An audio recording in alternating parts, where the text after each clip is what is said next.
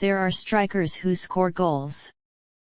And then there are strikers who win matches. Who carry teams. Who show up in the moments that matter most when the pressure is highest, when the stakes are greatest, when lesser players disappear and deliver something that nobody who was watching will ever forget. Didier Drogba was that striker. Welcome back to The Last Boot, the channel where football is more than a game. It is emotion. It is history. It is the human story behind every goal and every heartbreak. I am so glad you are here today. If you are new here, please subscribe and join the Last Boot family. We are growing every single day and I do not want you to miss a single story. Today we are talking about one of the most physically dominant, emotionally powerful, and historically significant footballers who ever lived. Didier Drogba, the warrior. Let us continue. Didier Yves Drogba Tiboli was born on the 11th of March 1978 in Abidjan, the largest city in Côte d'Ivoire. His childhood was marked by instability. At 5 years old he was sent to live with his uncle in France, separated from his parents, from his home, from everything familiar, while his family tried to build a more stable life. The separation was painful. But it gave him something. A resilience. A toughness.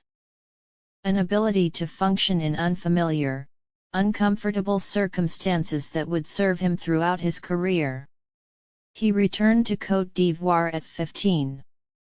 And it was there on the pitches of Abidjan that football became his escape, his language, his future. His professional career began slowly.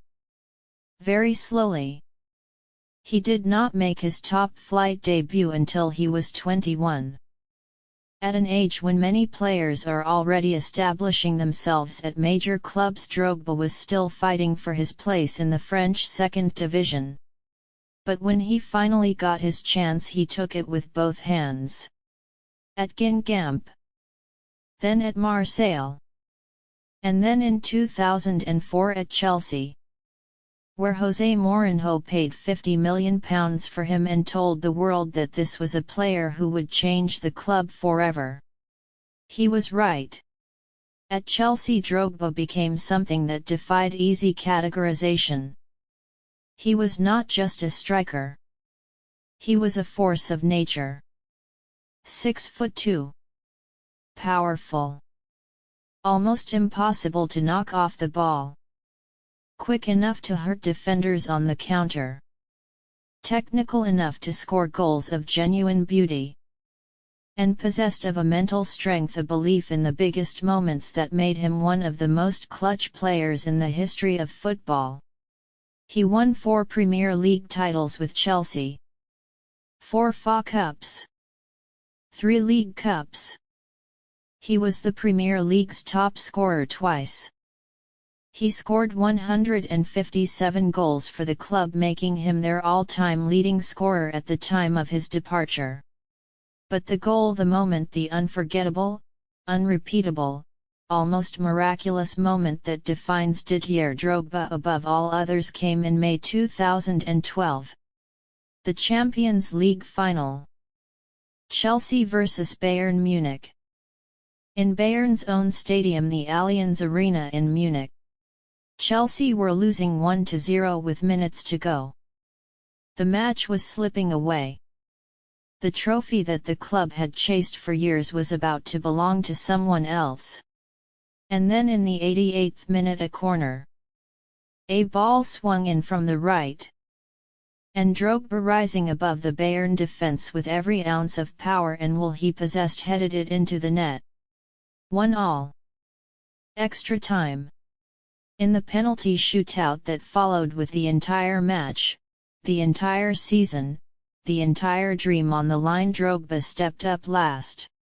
He scored. Chelsea won the Champions League for the first and only time in their history.